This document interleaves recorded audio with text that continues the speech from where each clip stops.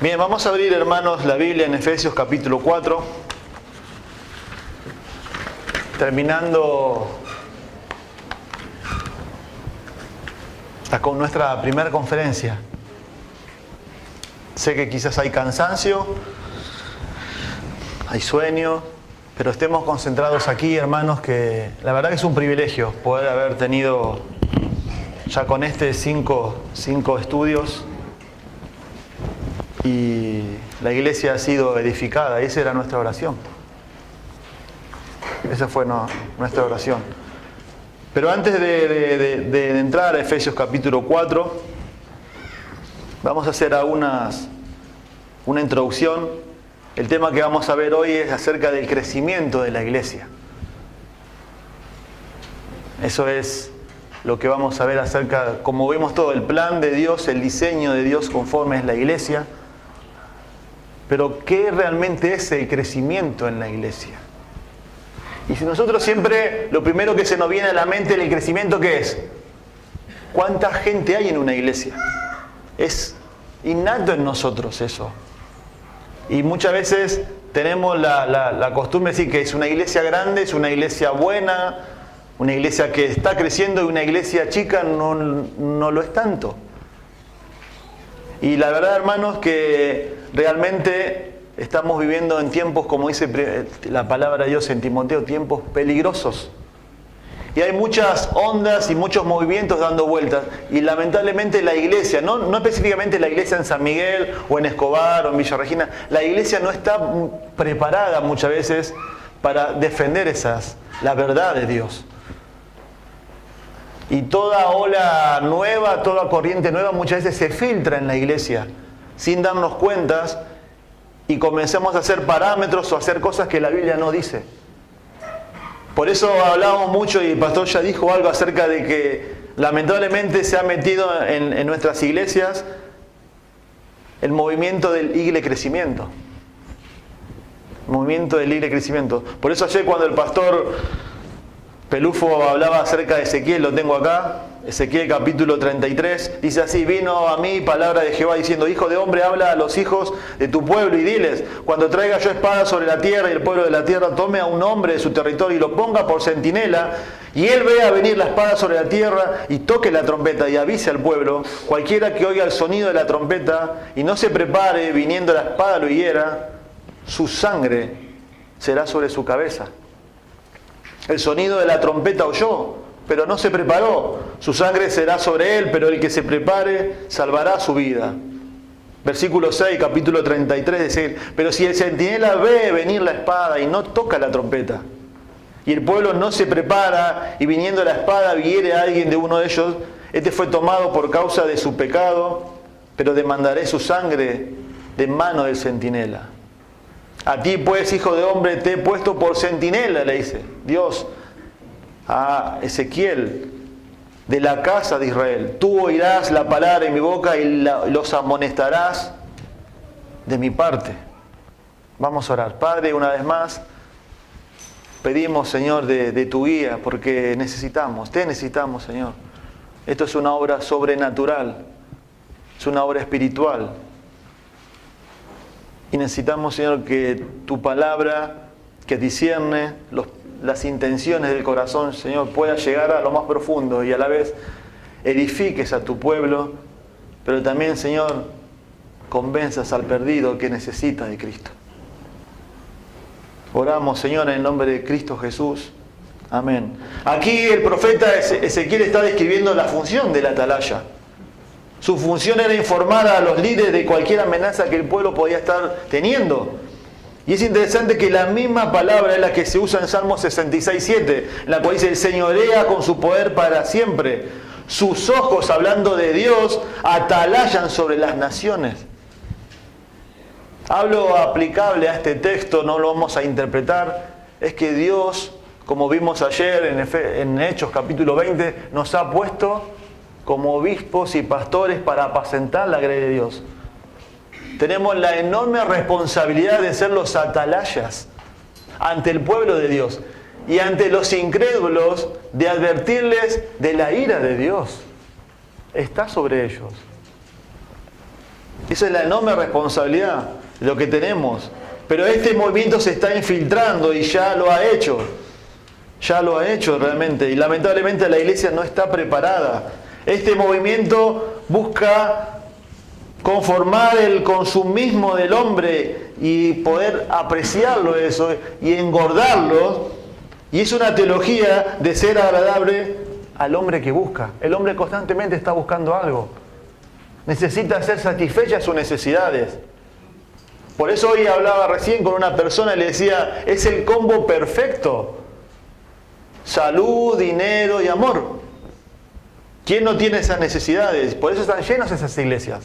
Pero no solamente esas del reino universal, sino iglesias evangélicas que han sido buenas. Se está infiltrando el movimiento de que la iglesia tiene que crecer a cualquier costo. A cualquier costo. Pero la pregunta que yo también me hago es, ¿crecimiento numérico es sinónimo de crecimiento espiritual? Sabemos que no. Sabemos que no, pero se nos ha impregnado esas cosas también en nuestras mentes.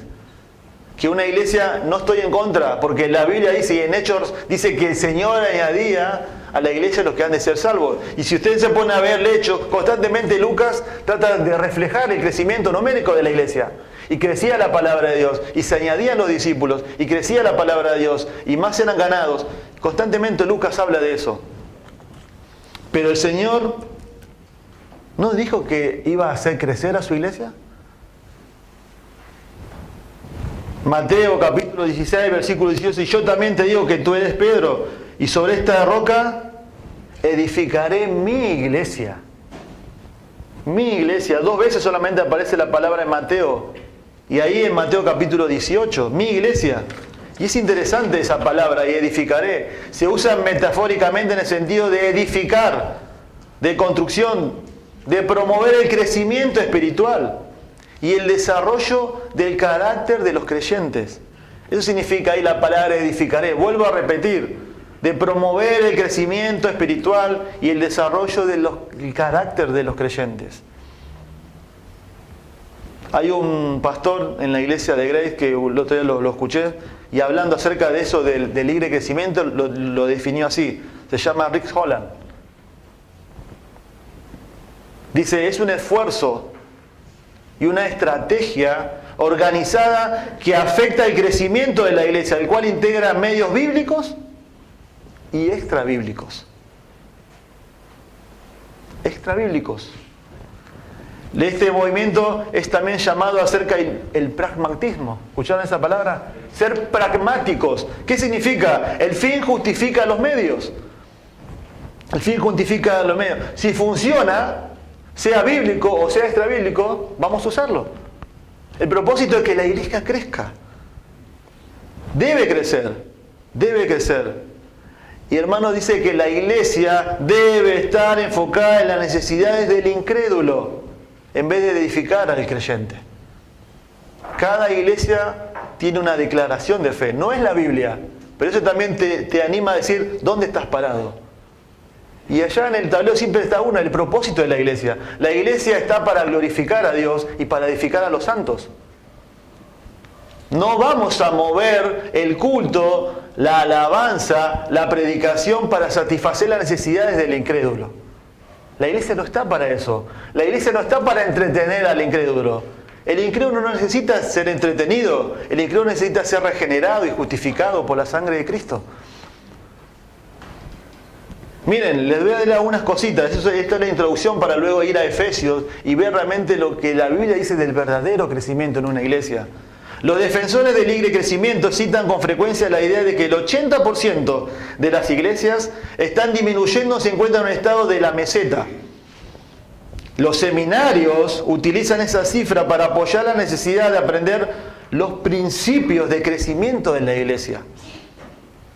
Cualquier otra cosa que el movimiento del movimiento de iglesia crecimiento ha dicho o ha hecho, ha convencido a la mayoría de los líderes de la iglesia que si su organización local no está creciendo, es una señal segura de que ha fracasado. Rick Warren, ¿han oído hablar de él?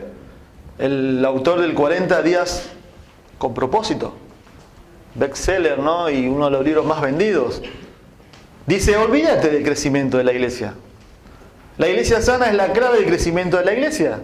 Todos los seres vivos crecen si están saludables. Parece algo bíblico, ¿no? Usted no tiene que hacerla crecer, dice. Es algo natural para que los organismos vivos crecen por sí solos. Según ese pensamiento, dice acá, fallar en crecer es una señal de padecimiento o de enfermedad. La iglesia no crece porque está enferma. No crece en número, algo pasa acá. El 80% vos empezás a estudiar y no crece y no crece. Entonces dice, para cumplir con este desafío, los líderes de la iglesia suelen crear un plan de su propia creación o comprar el de alguien más que prometa dar el atractivo de la congregación en la comunidad. El plan, cualquiera que sea, se convierte en la visión de la iglesia. Los líderes presentan una declaración de misión. Esa misión es vertida, entonces todos los recursos restantes de la congregación, financieros y humanos, se canalizan en la visión. Pase lo que pase, la nueva visión no se centrará en la predicación del Evangelio. La predicación del Evangelio a menudo ya se ha determinado que ha fracasado y es ofensiva para la mente inconversa de todos modos. Tengo mucho más acá para leer, después lo voy a ir leyendo. Y termino con este, que es uno de los padres, de los fundadores de este movimiento, que es Donald McGavran. Continuamente hace hincapié en la necesidad de encontrar a la oveja perdida. Y se sitúa en que su ministerio está la silla vacía. Siempre hay una silla vacía. Entonces Jesucristo, nuestro Señor, vino a buscar y a salvar a los perdidos, dice. Los perdidos son siempre personas. Ellos son siempre organismos cuantificables. Cuanto más, mejor. Cuanto más, mejor. Para Dios, como así se ha revelado a sí mismo, la proclamación no es lo principal, dice. La proclamación del Evangelio es un medio. No debe confundirse con el fin. Es un medio el Evangelio, dice. Este hombre cita, dice, su resultado en términos de números y resultados es lo que la iglesia es. Dice él, y acá uno dice, él no acepta excusas diversas de que, por ejemplo, las personas pueden estar endurecidas por el pecado. ¿Y qué es así? Esta persona dijo que exigió más responsabilidad en la mayordomía cristiana. Quería que los esfuerzos se evaluaran por sus resultados, hermanos. Y así hacen que la iglesia crezca. Crezca. Y el propósito, hermano, consumista es adaptar todo el culto, toda la predicación, todo el programa, toda la visión, para que la iglesia y la persona que entre por ahí se sienta cómoda. Ya no le llamen más al púlpito, llámenle un podium. Ahora, no. El pastor no sea tan vestido tan formalmente ahora, porque eso, hay un nombre en inglés que se le dice como un vestido formal, yo no lo sé, se usa mucho. La gente se siente más cómoda en las cosas. Hermanos, la idea es que estamos preocupados por eso. Y este movimiento aplica a llenar la silla vacía en la iglesia. Todo lo contrario de lo que la Biblia dice, que la iglesia debe preocuparse por el que está sentado en la iglesia. No es tanto la silla vacía, sino la persona que está en la iglesia. Y como recién escuchamos en la predicación anterior, predicarles el verdadero evangelio. Dios prometió que su iglesia iba a crecer, pero no solamente ese número. Por eso, hermanos, vayamos a Efesios capítulo 4 y vamos a ver aquí realmente, utilizando ahí el término de 9 marcas. Vamos a ver marcas de un verdadero crecimiento en la iglesia. Efesios 4, para leer el contexto, versículo 11 al 16. Y él mismo constituyó a unos apóstoles, a otros profetas, a otros evangelistas, a otros pastores y maestros, a fin de perfeccionar a los santos para la obra del ministerio, para la edificación del cuerpo de Cristo, hasta que todos lleguemos a la unidad de la fe y del conocimiento del Hijo de Dios, a un varón perfecto, a la medida, a la estatura de la plenitud de Cristo. Para que ya no seamos niños fluctuantes, llevados por doquiera de todo viento de doctrina, por estratagema de hombres que para engañar emplean con astucia las artimañas del error. sino que siguiendo la verdad en amor crezcamos en todo en aquel que es la cabeza, esto es Cristo, de quien todo el cuerpo, bien concertado y unido entre sí por todas las coyunturas que se ayudan mutuamente, según la actividad propia de cada miembro, recibe su crecimiento para ir edificándose en amor. Bueno, hermanos, estos textos, el contexto de Efesios capítulo 4, el pastor ayer Daglio dijo algo, el contexto es la unidad en la iglesia. Es la unidad. Solícitos en guardar la unidad, miren capítulo 4, lo vimos ahí. Un cuerpo, un espíritu, como fuiste también llamados a la misma esperanza de vuestra vocación. Un Señor, una fe, un bautismo, un don, un Padre de todos, el cual es sobre todo y por todos y en todos. Ese es el contexto ahí. La unidad en la iglesia. Y hermanos, el crecimiento de la iglesia no se realiza sin la unidad. No crece. No crece sin la unidad. Todos están involucrados ahí. Miren ahí, hermanos, Efesios capítulo 4. El énfasis ahí está en la unidad, pero está en el crecimiento corporativo de la iglesia, más que individual. Obvio que el crecimiento individual va a afectar a la iglesia, pero miren ahí, le habla a todos. Versículo 12, a fin de perfeccionar ¿a quién? A los santos. Hasta el versículo 13, hasta que todos lleguemos, dice, para que no seamos ¿quién? Niños fluctuantes, todos en la gala de la iglesia. Así que dice, ¿no? Todo el cuerpo, versículo 16, se ayudan mutuamente. Está haciendo un énfasis en todos, todos, todos. Es un énfasis a la iglesia, corporativamente a crecer. Eso es lo que está diciendo ahí. No individualmente. Todos llegamos y fuimos llamados a aportar para el crecimiento de la iglesia. No solo los pastores. Por eso vimos versículo 11. Ahí Pablo estaba hablando acerca de los dones, cómo Dios equipó a la iglesia. Apóstoles, que son los fundamentos, las bases de la iglesia. Profetas,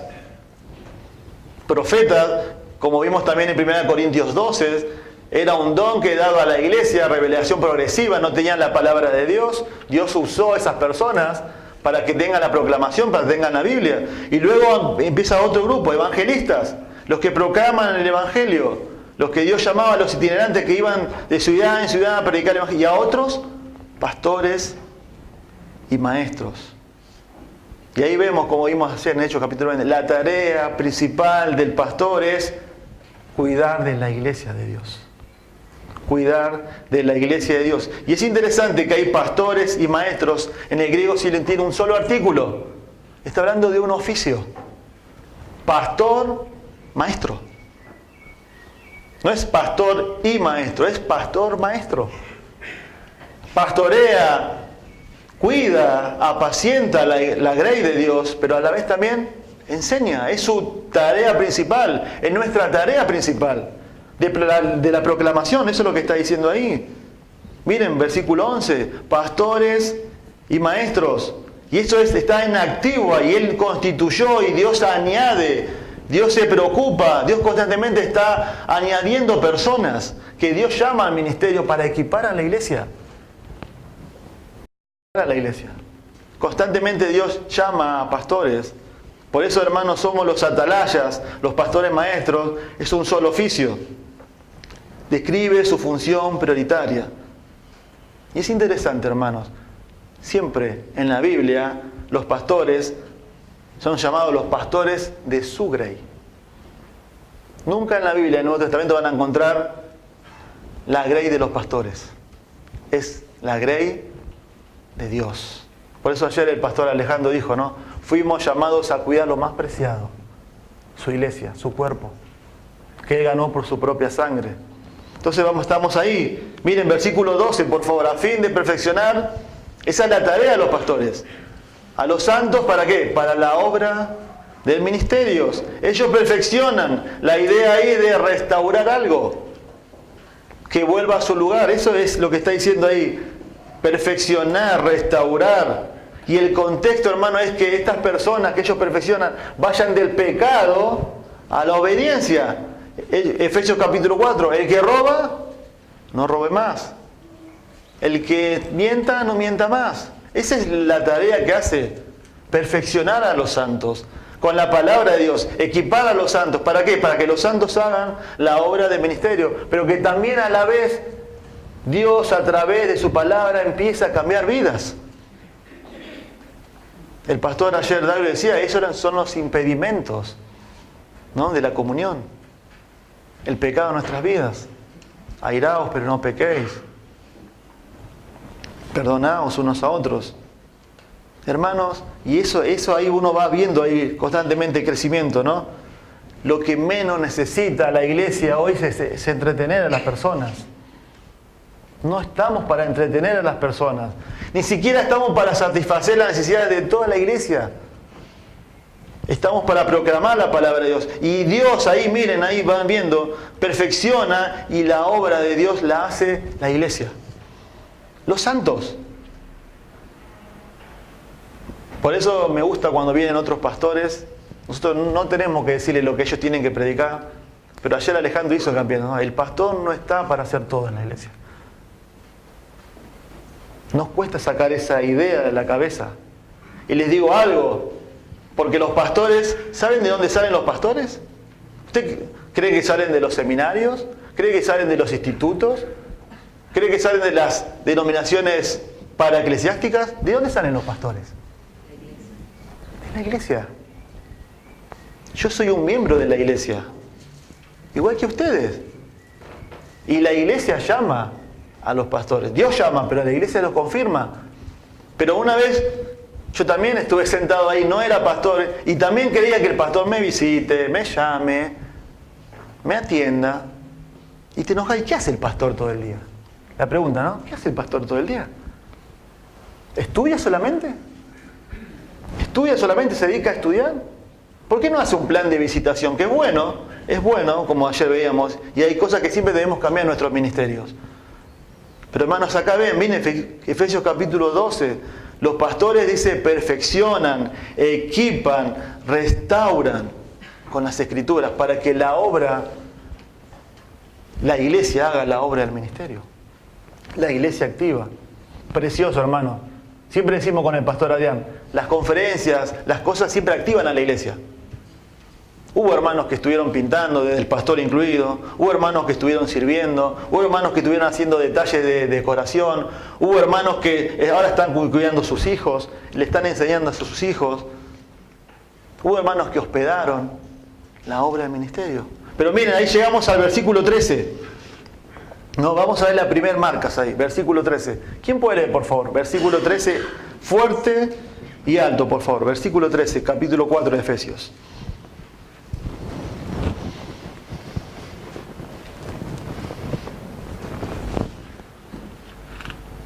Pastor, ¿puede leer? Hasta que todos lleguemos a la unidad de la fe y del conocimiento del Hijo de Dios, a un varón perfecto, a la medida de la estatura de la plenitud de Cristo. Bien, miren, ahí la primera marca que porque una iglesia crece bajo los parámetros de Dios, es cuando hay madurez en la iglesia. Madurez. Miren ahí versículo 14. Recién el pastor Adrián lo leyó. Miren, para que dice, ya no seamos, versículo 13, hasta que todos lleguemos a la unidad de la fe y del conocimiento del Hijo de Dios, a un varón perfecto, a la medida de la estatura de la plenitud de Cristo. Madurez. Madurez. Es interesante, mis queridos hermanos. Miren ahí. Todo este texto apunta a que la iglesia siempre debe crecer.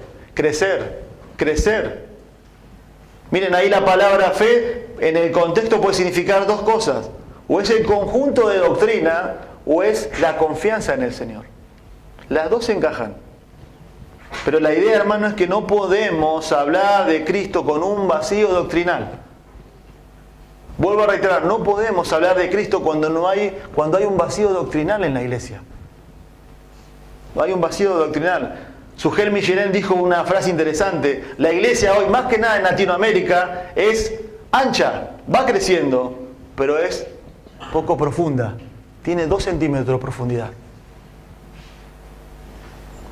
Se extiende, pero no hay profundidad. Entonces no crece. Entonces la iglesia no crece. Y ese, hermano, miren ahí versículo 13. Por eso dice hasta que todos lleguemos a la unidad de la fe y del conocimiento del Hijo de Dios. Conocimiento aquí no es conocer de Dios o conocer a Dios de la salvación. Conocer significa ahí tener una profunda relación con el Hijo de Dios. Una profunda relación con el Hijo de Dios. Por eso a mí me encanta, hace poco estábamos viendo en el Antiguo Testamento lo que significa la palabra conocer, pero en el hebreo. Y es interesante que la Biblia usa el eufemismo de conocer en las relaciones sexuales entre un hombre y una mujer. Intimidad es algo único. Único, solamente que se da ahí, entre el esposo y la esposa, es algo único. Y acá la idea es, hermano, es conocer a Dios, pero en una relación, que tu relación con Dios vaya creciendo, no que vaya descendiendo más. ¿No pasa eso? Cuando un cristiano conoce, se hace cristiano, Dios lo salva, tiene más tiempo de relación con Dios, quiere leer la Biblia, que está más ahí, quizás no entiende nada, pero Dios le salvó y va a ir creciendo, pero lee la Biblia, está con una relación con Dios. Pasa el tiempo y eso se va, como pasó en Efesios, ¿qué? Perdió su primer amor. Más tiempo que pasa, menos tipo de relación tenía. Y eso le pasó a Israel. Eso le pasó a Israel. Oseas 4:6 dice, mi pueblo fue destruido porque le faltó conocimiento. No significa de que no tenían la ley de Dios, porque ellos eran el pueblo de Dios y conocían la ley de Dios. Lo que ellos pecaron es su relación con Dios. Un pecado de relación con Dios. Y yo te echaré de sacerdocio porque olvidaste la ley de tu Dios, le dice ahí. También yo me olvidaré de tus hijos. Miren versículo 13. Y sigue, apunta a la madurez, a un varón perfecto, a la medida de la estatura de la plenitud de Cristo. Miren con el contraste versículo 14, de que habla de que ya no tenemos que ser niños fluctuantes. Niños fluctuantes. ¿Qué significa el versículo ahí, la última parte del versículo 13? Un varón perfecto, un varón maduro. ¿Y qué es? A la medida de la estatura de la plenitud de Cristo. Ser como Cristo, pero nadie va a poder ser como Cristo. Pero ese es su estándar, hermano, ese es nuestro estándar, ese es nuestro ideal, esa es nuestra meta, ese es nuestro espejo. Eso es lo que está diciendo ahí. Es el estándar de perfección en la completa conformidad de Cristo.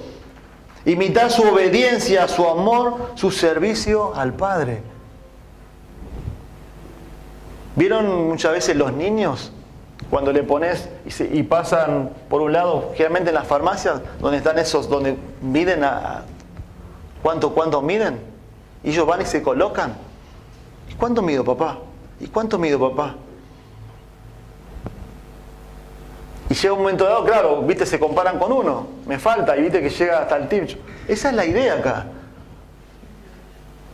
Llegar, pero nunca vamos a llegar, pero tu medida, tu estándar es Cristo.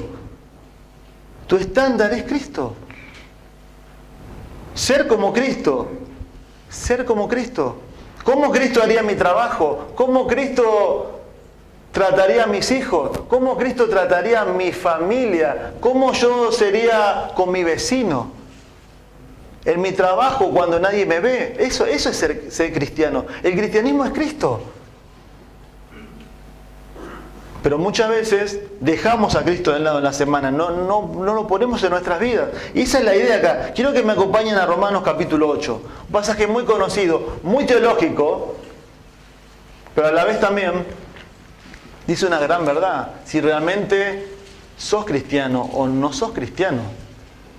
Porque todos lo conocemos. Romanos capítulo 8, versículos 28 y 29, por favor. Y sabemos que los que aman a Dios, todas las cosas le ayudan a bien. Esto es, a los que conforme a su propósito son llamados. Porque a los que antes conoció, también los predestinó para que fuesen hechos conforme a la imagen de su Hijo, para que Él sea el primogénito entre muchos hermanos. Para que sean conformes a la imagen de su Hijo. Todos sabemos, lo que llamó, lo justificó, lo glorificó. Pero vieron, ahí está el propósito del Evangelio y de la salvación. ¿Para qué? Para que seamos semejantes al Hijo. Si no, cada día no somos más semejantes al Hijo y no tenés un reflejo de Cristo en tu vida en algo, significa que Dios no te llamó y no te justificó. Se habla mucho hoy de la elección, pero miren ahí, eso lo está diciendo. El propósito es, como hablábamos hoy y el pastor decía, hay cambios. La persona creyó y ¿qué hizo? Se comprometió. Y ahí empieza a cambiar y a caminar. La santificación progresiva es lo que está hablando. Este proceso de madurez ahí ya empezó, ya está en acción. Pero ¿cómo se refleja ese crecimiento? ¿Cómo te pareces más a Cristo? Te hago una pregunta. ¿Desde que sos salvo? ¿Cuánto hace que sos salvo? ¿Cuánto hace que sos salvo? ¿Cuánto te pareces más a Cristo a partir de ese día? Y cambié. Pregunta, ¿cuánto te pareces a Cristo? Esa es la medida, no cuánto cambiaste. ¿Cuánto te pareces más a Cristo? ¿Cuánto paciente sos más? ¿Cuánto amor tenés más? ¿Cuánta tolerancia tenés más? ¿Cuánta misericordia tenés más? ¿Sos parecido? ¿Caminás a eso? Ese es el propósito y eso es lo que la iglesia está buscando ahí. Y eso es lo que está diciendo ahí, de que realmente el crecimiento es madurez. Y la madurez se produce bajo la palabra de Dios. No hay otro medio, hermanos. No hay otro medio. No hay otro puesto, no hay otro medio. Debemos ocuparnos como pastores que equipamos en las sillas ocupadas, no en las vacías. Hermanos, no estamos en contra del crecimiento,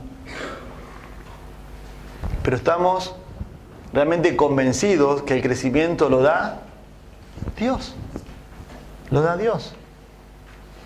Hoy tenemos a los hermanos de Escobar acá con nosotros. Hace 1 año y medio que estamos ahí. ¿La iglesia de Escobar creció? Me hago una pregunta. A los hermanos de San Miguel, ¿creció la iglesia de San Miguel, de Escobar? ¿Sí o no? ¿Por qué? Quizás no hay nuevos convertidos. Las caras son las mismas. Pero la iglesia creció. La iglesia creció. Porque va creciendo en madurez. Bajo la palabra de Dios la iglesia creció. Más hermanos ahora ahí volvieron por la gracia de Dios. Más hermanos comprometidos. Hermanos que quieren ser miembros. Que antes no lo eran. ¿Ves?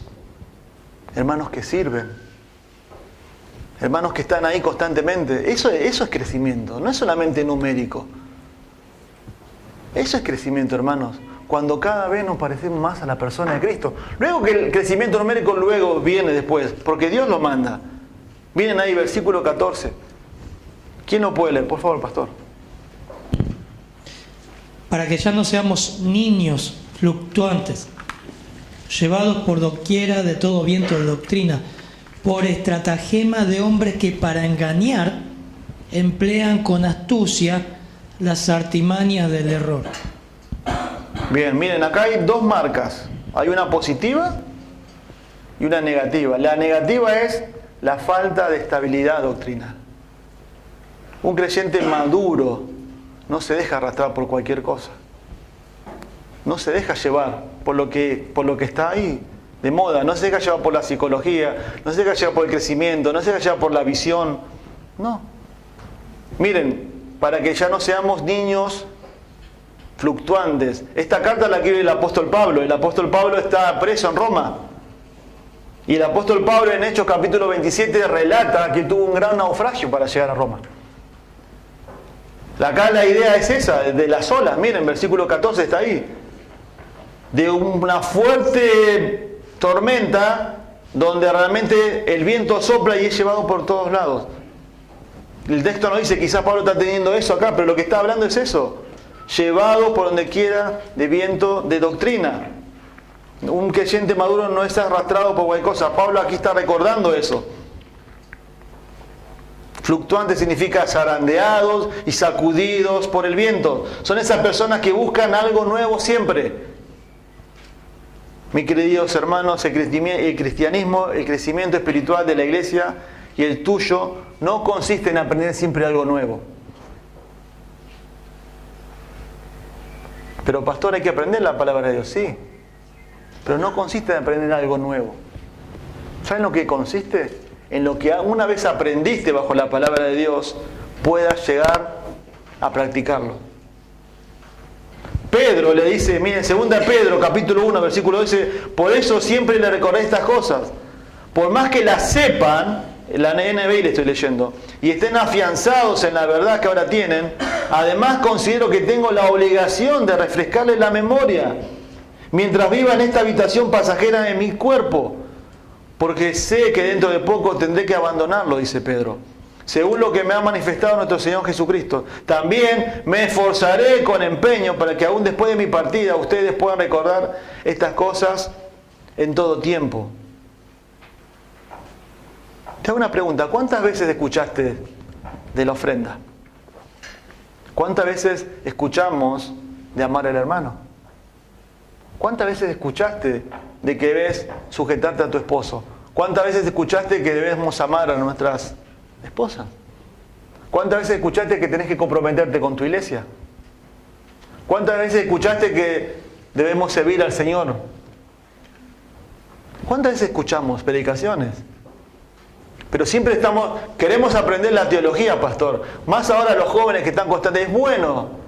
Y la teología, y esto, por eso siempre le decimos, y discuten por Facebook, y de acá, y de allá, y la teología. Lo que sabés, lo que ya sabés, ¿realmente lo practicás? Eso es lo que está diciendo acá. El crecimiento no solamente es saber siempre algo nuevo de la teología de Dios. Es bueno saber la teología, pero lo que sabés y lo que ya aprendiste, ¿lo estamos viviendo? Y acá lo que está hablando, miren ahí versículo 14, artimañas. La idea ahí es una palabra, viene de la palabra cubo. Es la idea de un juego de dados ahí. ¿Vieron los juegos? Una vez vieron a algunas personas más acá, yo en 197 veo mucho. Va una persona, pone una mesa, pone 3 daditos y empiezan ahí a hacer juegos. No sé si alguna vez lo vieron, por plata, y se juntan, viene la policía, salen todos corriendo. Pero pasa eso. Y te hace un juego ahí como pareciendo que parece que está ahí, pero no está ahí. Hacen trampa, ¿no? Hay todo un juego, hay todo personas que vienen, que dejan la plata primero, es el anzuelo, después van. Parece que está ahí, pero no lo es. Esa es la idea acá, hermanos. Miren, es un juego dado, parece verdad, pero no lo es. La unidad no se produce a costa de la doctrina, hermanos, sino por medio de ella. ¿Cómo lo reconocemos? ¿Cómo reconocer si realmente parece que está ahí, pero no está ahí? Es sutil. Y como hablamos recién del libre crecimiento, muchas veces puede parecer, y nosotros como pastores podemos empezar a proponerle que está todo bien esto es bueno, hacer crecer a la iglesia. Está bueno que haya acá un edificio, y bueno, después vamos a ganar más personas para Cristo, y quizás si ganamos este tipo de personas, como decía el pastor, tengan un nivel económico, entonces eso va a hacer que la iglesia crezca en número y podemos sustentar a 2 pastores. ¿Está bueno eso, sí o no? Está bueno. ¿Pero es realmente el medio que Dios quiere? No. No es así. Parece real, pero no lo es. Miren ahí versículo 14. Por estratagemas de hombres, parece cubos ahí, ¿no? Real, pero no es. Para engañar, emplean con astucia las artimañas del error. Las artimañas del error. Miren, versículo 15, ahí vemos otra marca de un verdadero crecimiento en la iglesia. La iglesia crece cuando hay un balance entre la verdad aprendida y el genuino amor. Versículo 15, por favor, pastor. Sino que siguiendo la verdad en amor, crezcamos en todo aquel que es la cabeza, esto es Cristo. Bien, recién vimos el aspecto negativo. No hay estabilidad doctrinal en la iglesia. Si no hay estabilidad doctrinal, somos zarandeados. Parece real, pero no lo es. Somos vulnerables. Pero miren acá, versículo 15. Sí, que siguiendo la verdad en amor, dice. Acá está el aspecto positivo. Siguiendo la verdad en el idioma original es una sola palabra, es una sola frase eso. Significa hablando la verdad. La idea es que cada cosa que hacemos, aún en la enseñanza de la teología, debe gobernar el amor. Hermanos, no hay una iglesia tan dañina donde pueda haber mucha teología, pero poco amor. Y también es tan nocivo, tan destructivo para una iglesia donde hay mucho amor, pero poca teología. Y hoy las personas buscan eso, o una, o otra, y no es una y otra. Miren ahí está el texto, tienen que ser las dos. Tiene que haber enseñanza, tiene que haber teología, pero tiene que haber amor en la iglesia. Y es interesante que Efesios es una carta sumamente doctrinal. Pero miren ahí, Efesios 1:5, un pasaje muy conocido. En amor, habiéndonos predestinado para ser adoptados hijos suyos por medio de Jesucristo. Miren, 1:15. Por esta causa también yo, habiendo oído de vuestra fe en el Señor Jesús y de vuestro amor por todos los santos. 2:4. Pero Dios, que es rico en misericordia por su gran amor con que Dios amó ahí, ¿no? Nos amó. 5:1. Sé pues imitadores de Dios como hijos amados y andad en amor. Miren 6:24, terminando la carta.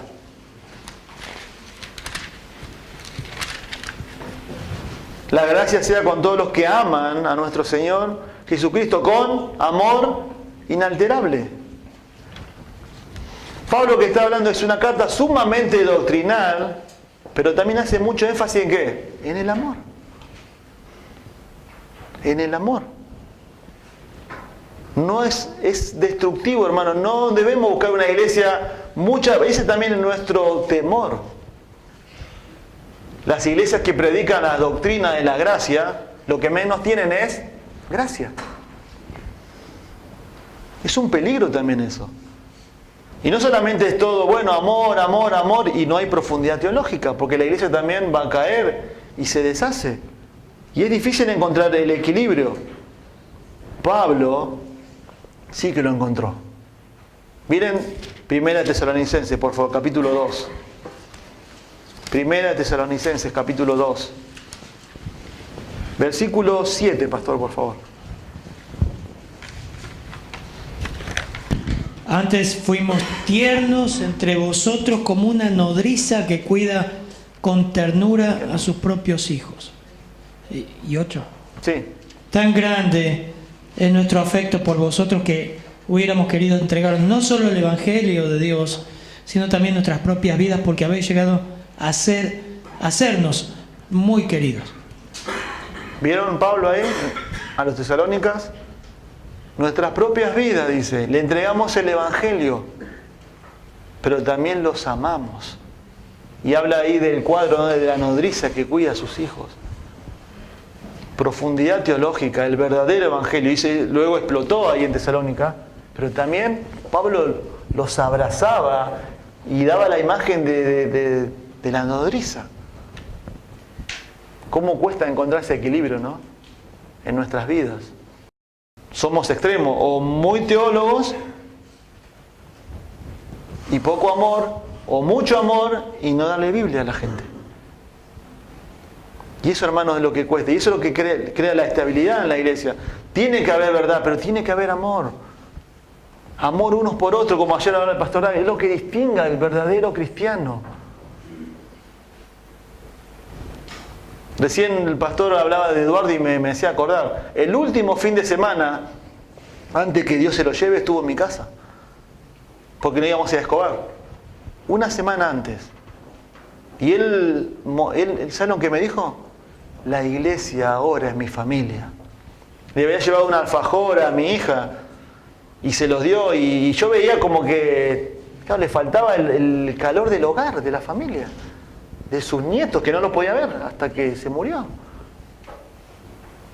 Y la puso en el brazo ahí. Yo le dije, Eduardo, cuando quiera venga, ahora que vamos a ir yendo a Escobar, venga a mi casa, comamos.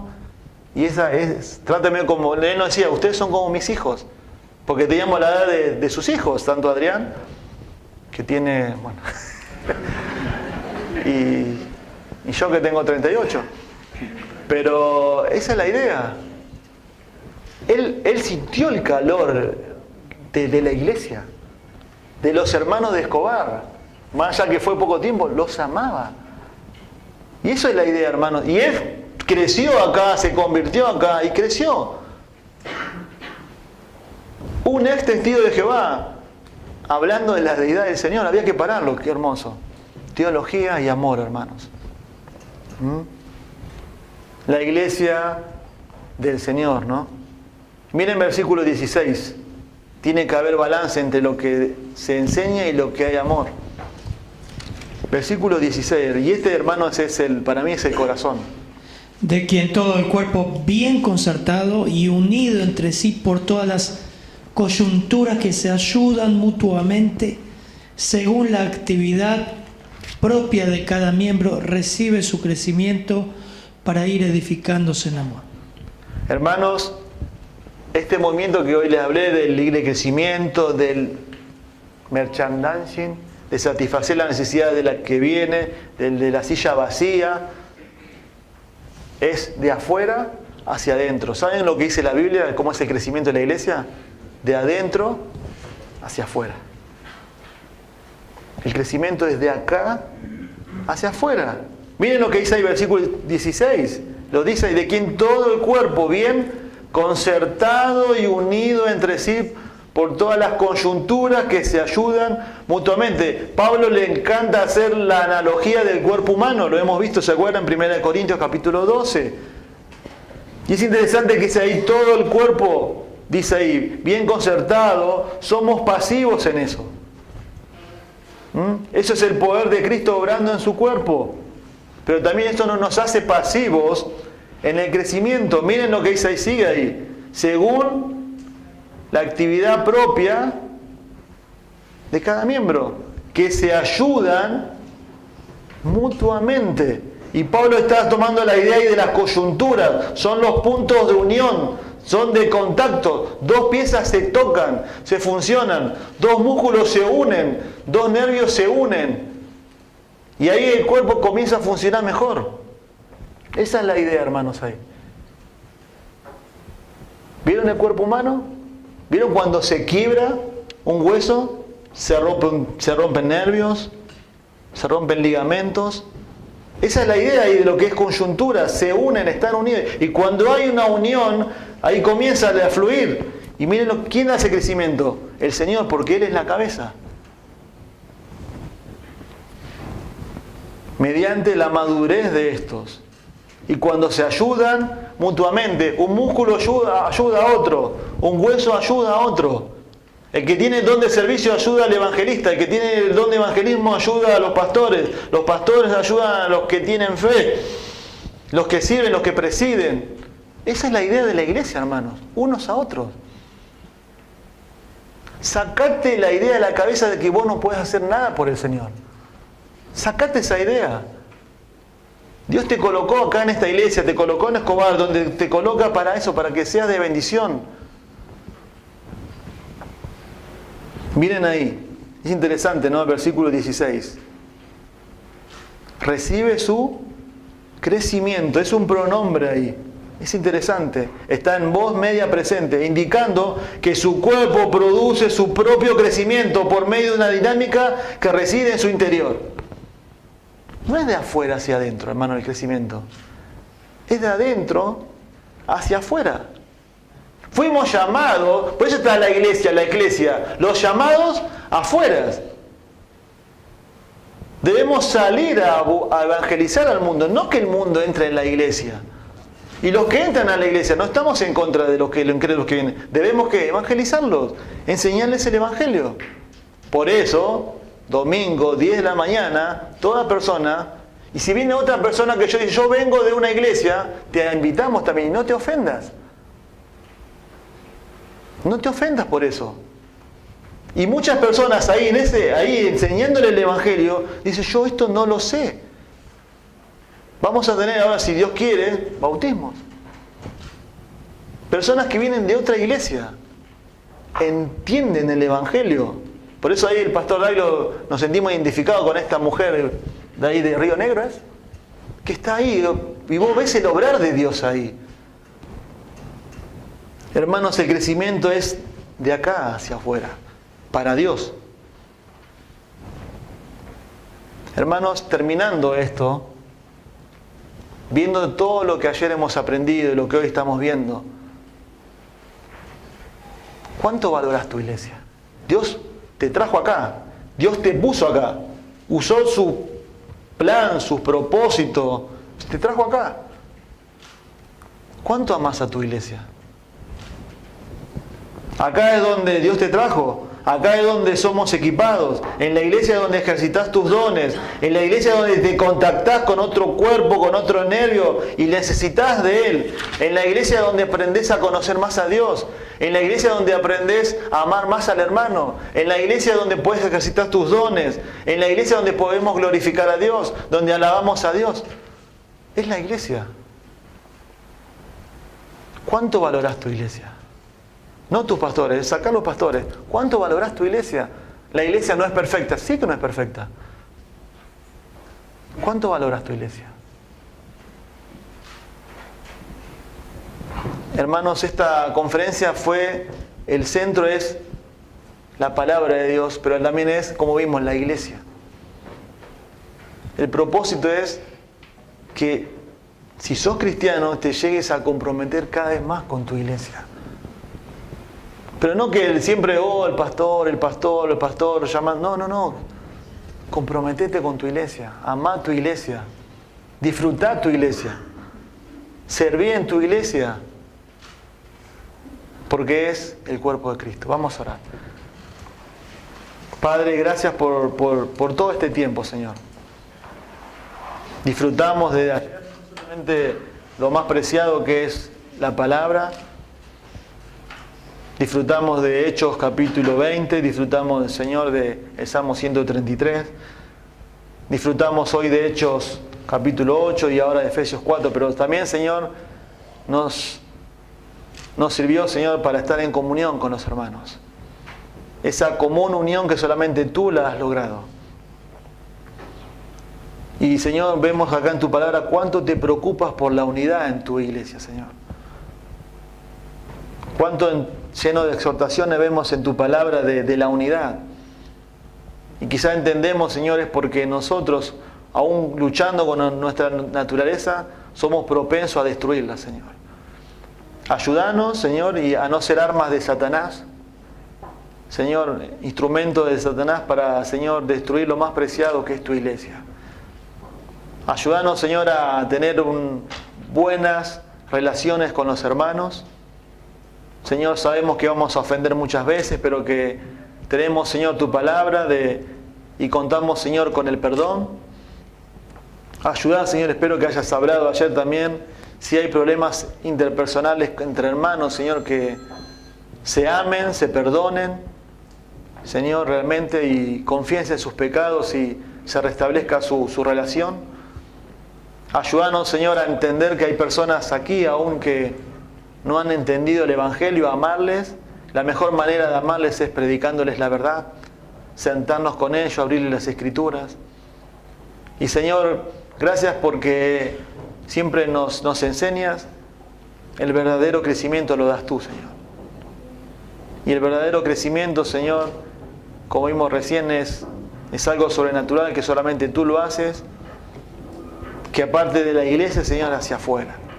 Gracias, Señor, porque vemos tu iglesia crecer, tu iglesia está creciendo, está madurando, nuestro estándar es Cristo, nuestra medida es Él. De gloria en gloria, Señor, para ver realmente el día de mañana tu rostro. Se lo pedimos en el nombre de Jesús. Amén.